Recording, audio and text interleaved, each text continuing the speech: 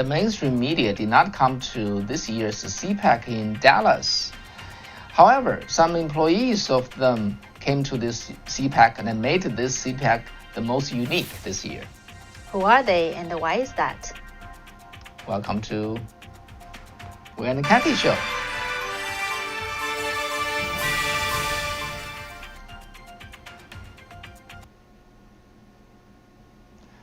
All right, so welcome to our show again. And actually, today you can see we are at a different setting. You know, when we were doing program before, it was like only 60 degrees, right? Now it's 90. Okay, so we're in Dallas, Texas, and both Wei and Cathy were at CPAC, and it's rather hot, so I got rid of my tie. And however, I think the news is also very hot. Right. All right. So yeah, you will see, the two beautiful ladies in our pictures, and who are they? And, as you know, actually CPAC before, I covered for a few years. And used to be there's those so-called mainstream media, corporate media, they do come to cover it. And, although today we did not see them, except for Fox Nation was the big sponsor of the CPAC. And you probably know why. Yeah, they come here to recruit members, paid members for their membership site. And so before we jump into the key topic of today, which is, mainstream media did not come, but some former employee of them came and then make this CPAC very unique. But before we got there, how about that we talk about some other unique things about this year's CPAC? Sure. Not this year, this weekend CPAC. So there are way more media than in February, in the CPAC in February in Florida. Okay, however, they are all very small media. Okay, some media they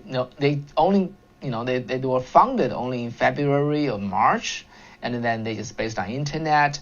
And the boss of those media, they have to go to work during daytime and then work on their media on the spare time. I was tweeting to my Chinese audience. I said, don't they don't they look like the militia in 1776? Yeah, and actually that reminds of how we started. Right? Yeah. Like 18 years ago. Right. Doing something good, but you cannot afford it. So what do? You tighten up your belt, and then you still go to the daytime job and collect your paycheck so that you can put the money into the media, and then you travel to CPAC, and so that you can set a booth there and interview the people that you should interview. So in nowadays there's no war, and we don't advocate for that. And however, back then the militia, they were farmers, right? They were farmers, they were small businessmen, they were carpenters. But when the British came, they took up the rifle and then become soldiers. Right. So the media, the information, really is at war. Yeah. We all know that. Indeed. And also another uniqueness about this weekend CPAC is the attendees are way bigger than February. Well, granted, in February there was still the high time for the virus, so not too many people attending. But still, consider this is the first time the CPAC holds the second one in their 47-year history. Yeah, actually, I met a family from not from Dallas, but southeast Texas. A family with a young daughter, and the father was actually used to be an airline executive. Okay, and I asked, what brought you to CPAC? They were like, we are the first time, we don't know, what's going on. But what they told me is that they were really concerned about the direction this country is going, and they wanted to find out, how to deal with that. And they thought about just check out on the CPAC, the conservative movement. Okay, so what other uniqueness that you observed? Yeah, I interviewed quite a few guests, and it's very interesting that I actually got to talk to two journalists from this mainstream media. Okay, the first one's the lady from Fox. Her name is Ivory Hacker. So she was from Fox 26 in Houston. So she's not from the national level, but the local station. So Hacker, she actually announced on air when she was live on Fox and saying that she decided to go to Project Veritas to expose what's going on. While she was on air. Yeah. That was in April. June 15th. No, on June 15th she was fired. Right. From because she went online. Right. On air. On air. So she said I asked her what's the reason that she got fired. So she said, well, her boss told her that she was using the media to express her own personal view, and she was like, well, in this nowadays, a lot of the journalists or the hosts express their personal views on air, right? That we all see that. She said that's only excuse. The reason she got fired was because she exposed something that how inside the Fox headquarters actually is so-called discipline the journalists. Like certain subjects, especially related to COVID-19, cannot be talked. Okay, she actually was sent to a hospital to interview doctors about their treatment of the COVID-19 patients. So, the doctor talked about some of the medicines that had a good effect. So she reported on that, and she was actually told by the supervisor she couldn't talk about that. And other things like the vaccine. So some of the things, actually I did this live interview during the day. So if you are interested in the subject, you can go on to Safe Chat under the Wei and Cathy Show channel. We had this live coverage, and inside along in this episode of the live streaming, there's my interview with her.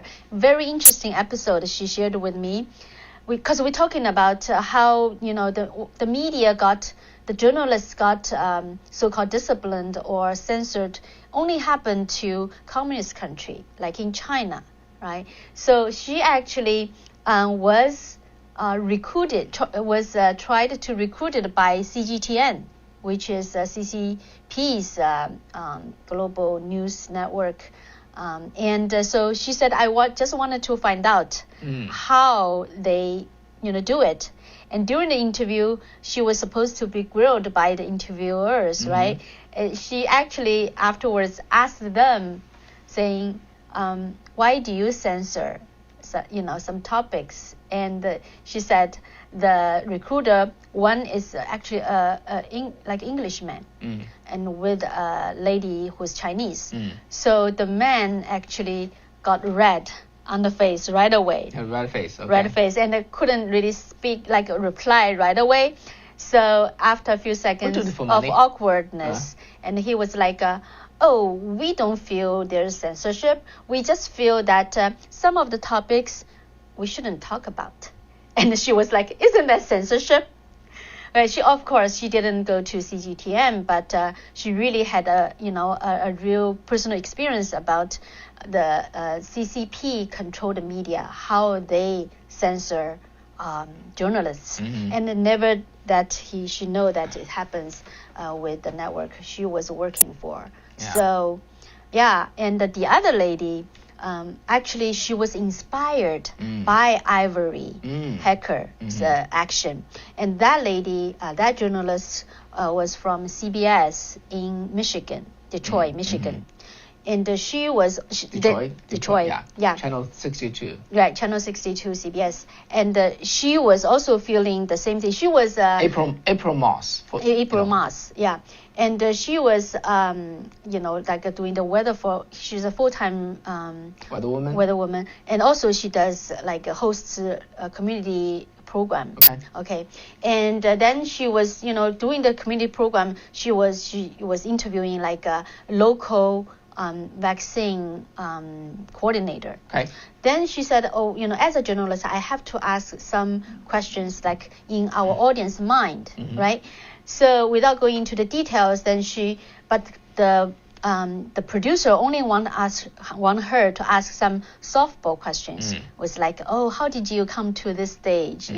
Things like that. But she decided she still have to ask those questions. Just from the, she feel that the audience would be curious, right? In the journalism, it's called how to say, inquisitive question, right? Or right question. So then, she was blamed by the supervisor, and both of them. She was also fired. So she came out 1 week after the Fox journalist. And after that, after they lost their job, you mentioned that they received contact from other journalist peers. So what was that? What about that? Yeah, so both of them said they just received a lot of feedbacks from journalists around the country, and they're saying that they all had the same treatment, and they all, many of them said if they feel it's not right. Of course, some of them just feel still hesitant to come out, but they don't feel it's right. So at the end, I asked them, do you still have hope for America to just maintain, the true journalism, and there's hope for America to keep the freedom?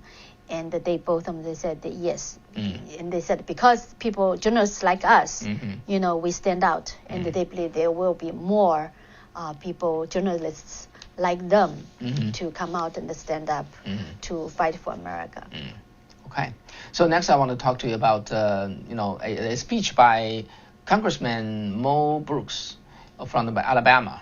Okay, and he gave this speech. I just want to rephrase it for you, because I think it's rather impactful. Okay, he was asking the audience, is America a great country? Everybody said yes. He said we gotta have evidence. All right. He said never in this world has a nation like America can create so much wealth in such a short time. Okay. Never is there a country in this world which build up so much military power and a national security force.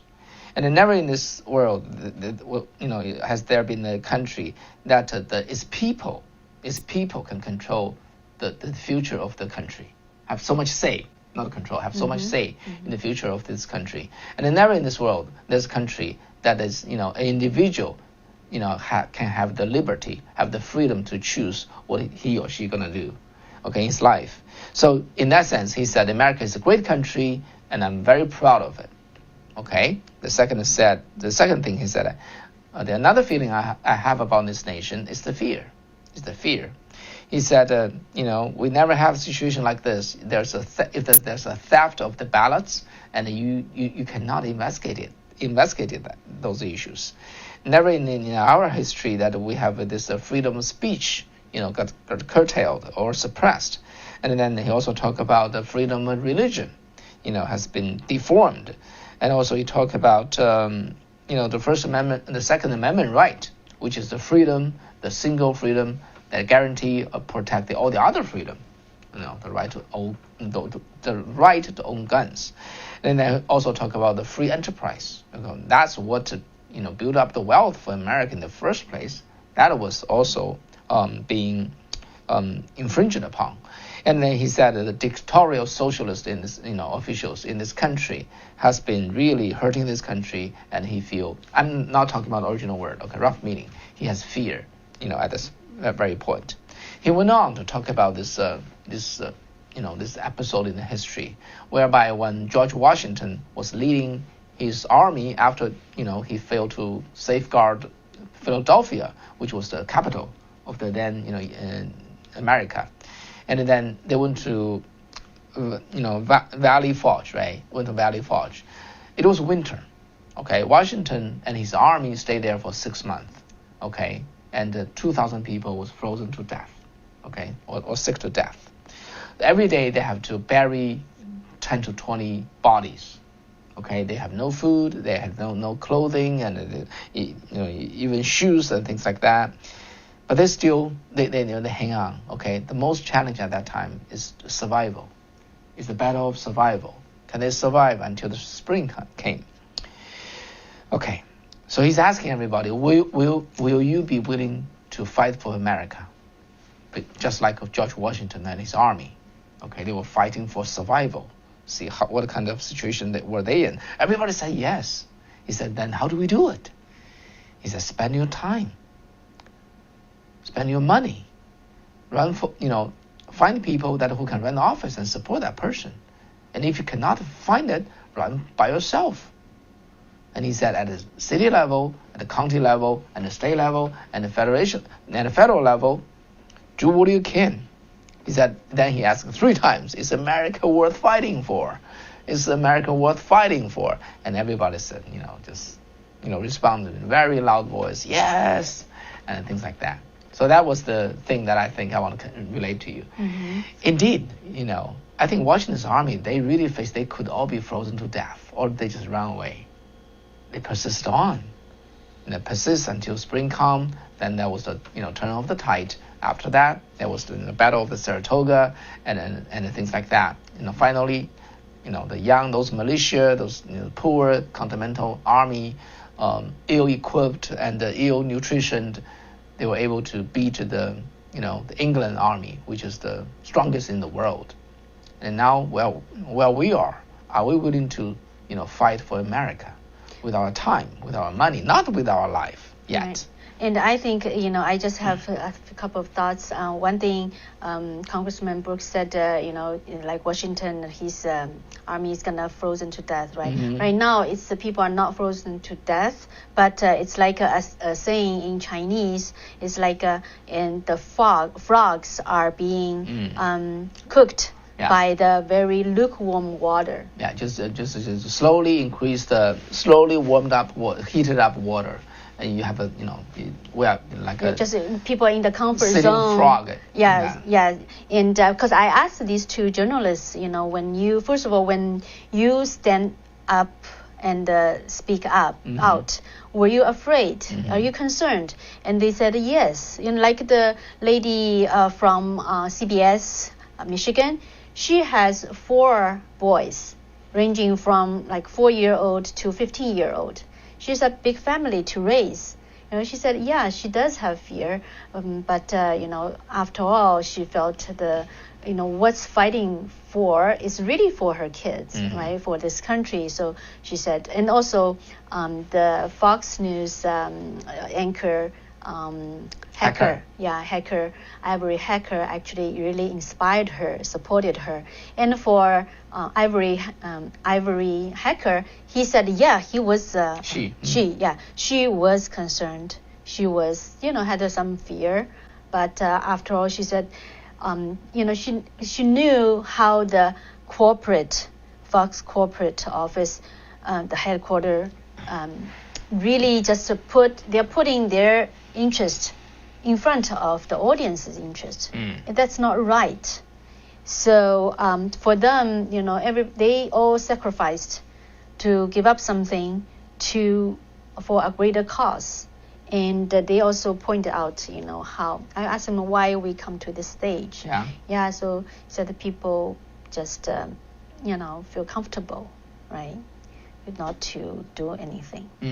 Yeah. So really, I think, combined with what Congressman Mo Brooks said, is this freedom and liberty worth fighting for? Yeah. It's worth fighting for. Let's just ask ourselves, is it worth fighting for? Yeah. And if we do, what do we do? Mm-hmm. Spend your money, spend your time, and support the candidates. Yeah, and I also had a very surprise encountering. It's a nice surprise encountering. Guess who I met after the conference? The lady, remember, from Virginia, Loudoun County, the Chinese American mom who just really speak up at the school board meeting to point out what CRT, the critical race theory, is, how it compares her experience in China, the Chinese revolution, Cultural Revolution. I bumped into her, and it's so interesting to find out that she was our audience in the Chinese channel. She said she's been watching our shows for almost 2 years now, and she actually a lot of the ideas she said she kind of inspired by our shows. So that made my day. And Wei actually is one of her favorite hosts, and she said, we hope to get her on our show tomorrow. Yeah. So please pay attention to Safe Chat. We actually did the live stream of today's event, including the hackers interview on Safe Chat's channel. Yeah. So many of you made a comment right on our show saying that I wish you would go to Fox and got interviewed by Tucker Carlson and so on and so forth. We say thank you. We hope that time will come. But one of our viewers, she was able to talk to Tucker Carlson and Sean Hannity and express exact type of point of view that we talk about in this show. So we only feel happy about that, and we'll have very good talk with her tomorrow. And basically that's what I see. Truth cannot be hidden. And another thing, just no matter how many layers of lies were put together, truth is just like a needle. It's very easy for it to peer through. So when She Van Fleet, she was making only that 5 minutes talk, right, in the school district hearing. Only 5 minutes. People heard her, people got it, and people talk about it, media report about it, so she broke through. Yeah, she said she never thought this is going to happen. She was just convinced because she's been, had her own life experience. Also, she's been watching our shows, really feel it's, resonant with the messages. And then she made a speech. And the next thing she became nationwide. It went viral. So, if everyone just to do what he or she can, things going to happen out of our expectation probably. Yeah. And also another thing I want to share with you is Sherry, right? Sherry, one of our viewers, and spent her July 4th night with us at our station in San Francisco. So, I was driving her back to her apartment, and I was talking to her about the story of the Brigadier General Chenault.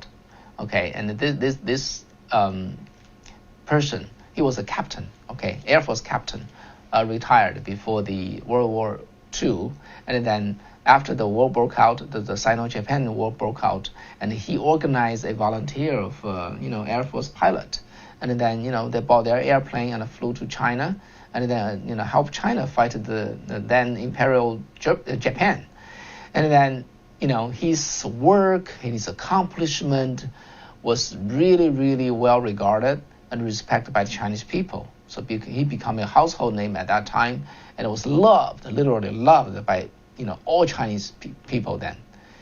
Okay, so I told Sherry, this may be history turned. Now we are returning the favor. The Chinese American, a small group of them, like She Van Fleet, like a Cathy and a Wei, we view ourselves as the flying tiger. Okay, General Chenault's his small army, not army, Air Force is called a flying tiger. Okay, each airplane was painted in such a way that's like a tiger with the teeth and things like that. So they were fighting the Japanese Air Force and accomplished a lot. Anyway, so we view ourselves as the flying tiger. We're all volunteers taking our own time and money and to do media.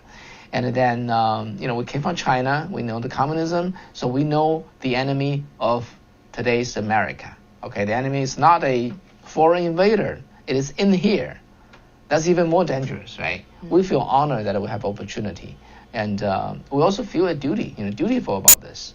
We want to share with you to help America, Republican and Democrat, same, to really understand the threat this nation is facing. Okay. Yeah, she was. We were talking a lot, and just to the point about how as immigrants from mainland China, what's our role. And she also pointed out that she noticed in her local district, actually people from Cuba, and actually as we were talking, we also met another lady from her own county. She's an Indian immigrant, and they were the most active fighters, most outspoken residents on this topic, the critical race theory.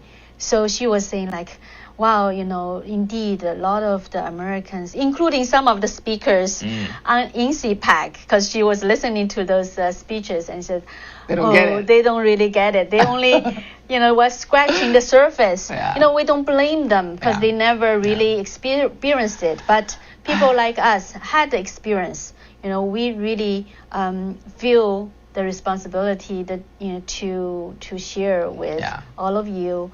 And just do our part. Yeah, we've been there, done that, cannot be there again, cannot do that again.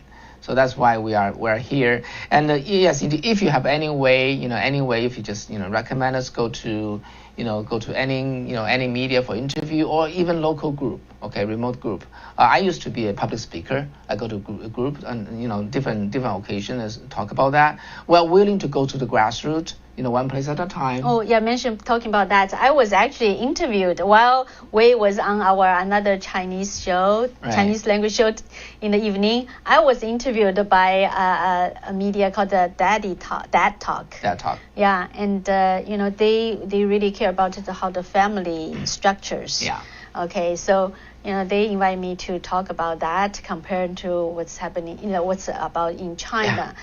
So, and tomorrow another radio, actually also from Michigan, and he said he wanted to invite me to on their radio show. Yeah, how about this? If you are in Michigan, AM 1400 actually, and FM 101.5. Okay. It's their platform. Tomorrow, 11 a.m. Yeah, and then I ask a favor from you. Let's try this out. Okay.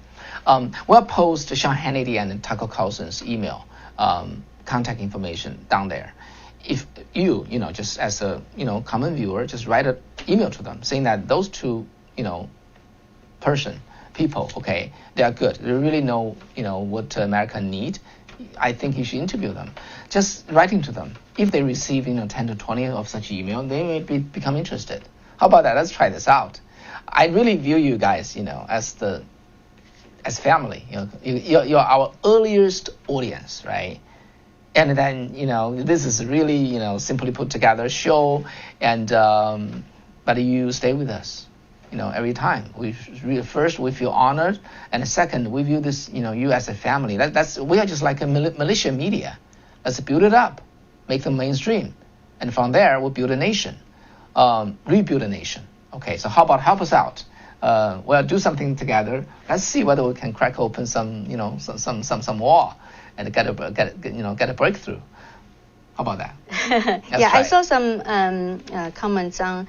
I also thought Wei and Cathy should be on Fox. I do think so. No, not that our English is good enough, but as long as we can express ourselves clearly, we do see what this nation needs, folks. I say that with the confidence. We do see what this nation need, and our American, including conservative people, they did not live through communism. It's very hard for them to recognize that. It's just so hard. But our suffering in the hand of a CCP should not happen in vain. We want to bring them vividly in front of Americans, and so that that what to guard against, what to watch out for. Yeah, and, indeed, this this land, America, is the last free fortress.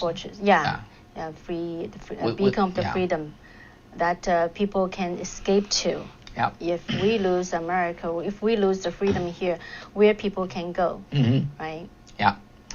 Okay. Thank you for staying with us tonight. We'll bring you more CPAC reporting tomorrow and the day after. And also go to safechat.com. We have a live streaming all 2 days tomorrow. At least that's our plan. Our crew will be working very hard. and every day. Yeah, while we are streaming the speeches, and from now time to time we will have live interviews to cut in. Mm-hmm. So it will be interesting to watch actually. Mm-hmm. Yeah. Okay. Thank you. Stay with us until tomorrow. Okay, so no joke today? No, too busy today. It's a little too busy. Okay. Yeah. Okay. Pardon me. Okay. Some of jokes are bad jokes, so I think you can live without that for for tonight. All right. Okay. Take care. See you tomorrow. See ya. Bye bye. Bye bye.